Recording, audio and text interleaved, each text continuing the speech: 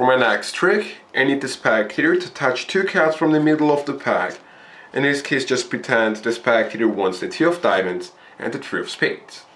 Now, once the cards are memorized by the spectator, I'm gonna take one of them, in this case the 3 of spades, cut it into the middle of the pack, and of course the 2 of diamonds gets lost in between the remaining cards here. Maybe give these cards one last cut, like so.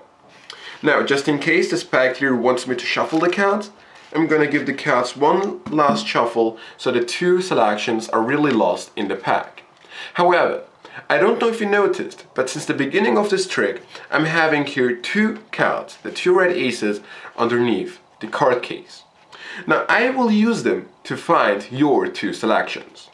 Now, I'm gonna take one of the aces, the ace of diamonds, and place it facing down, side-jogged, in the top third of the pack, and the other one facing down, side-jogged, in the bottom third of the pack.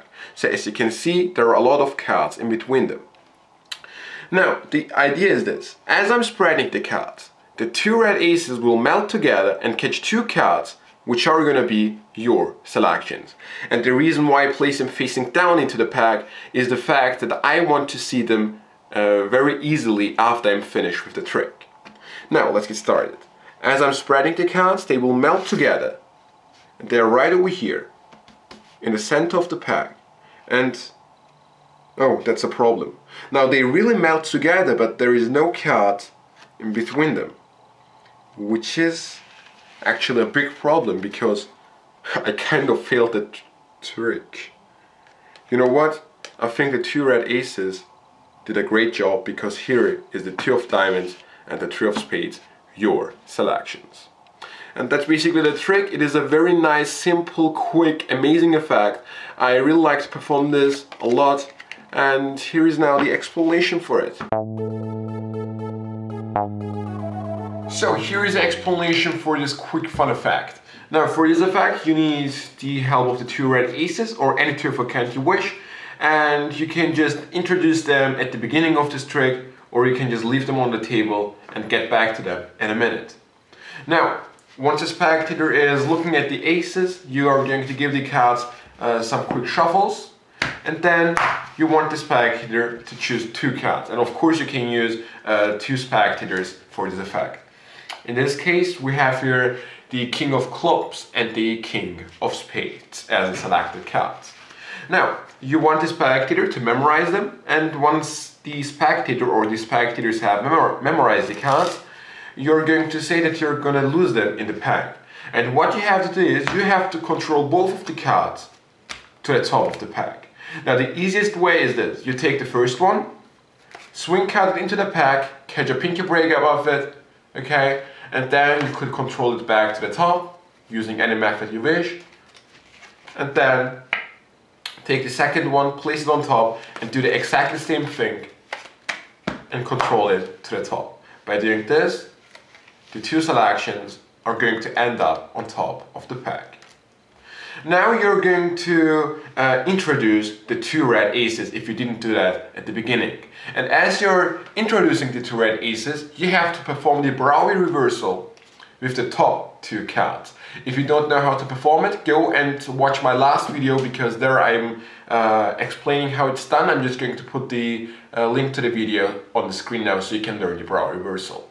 Now, as you're talking, you say, I'm going to use the 2 red aces for this effect. And then you place these cards over here, the second half, back to the bottom. Like instead of placing it to the top, you move it to the bottom. So the 2 selections are now facing down next to each other in the facing up pack. Okay? Now once you're here, you take the 2 red aces, turn them around, and take one of them in the top third of the pack, facing down and side jog like so, and the other one the same way in the bottom third of the pack. And now I prefer to show that there are a bunch of cards in between them, and then I say that I'm going to spread the cards. And as I'm spreading the cards, the 2 red aces will melt together and catch 2 cards in between them, which are going to be the 2 selections. And then I'm going to spread the cards. And one little tip, I prefer to spread the pack in a quick way, because if you do it in a slow way, it's possible that the spectator sees 4 facing down cards. That means that the spectator sees the selections which are facing down in the middle of the pack before these cards disappear here. Okay? So I know it sounds kind of complicated, but just do it in a quick way. So before you reveal the two facing down cards next to each other, these cards are gonna disappear. Okay, so it should look something like this. You're here, and now you're here, okay? So the two cards, which were in different parts of the pack, melted together in a kind of a visual way. Now, once you're here, I just want to pause for a second and say that I kind of failed, because they really melt together, but there is no card, or actually there are no cards in between them. And then I just take them, just glimpse at them, and then I say, oh, you know what? I think the two red aces did a great job, and I reveal the cards. And that's basically the end of the trick. And of course you can end up clean, you just have to close the spread, put them into the box, and go away. And that's basically the trick. I hope you enjoyed it, and I'll see you next time.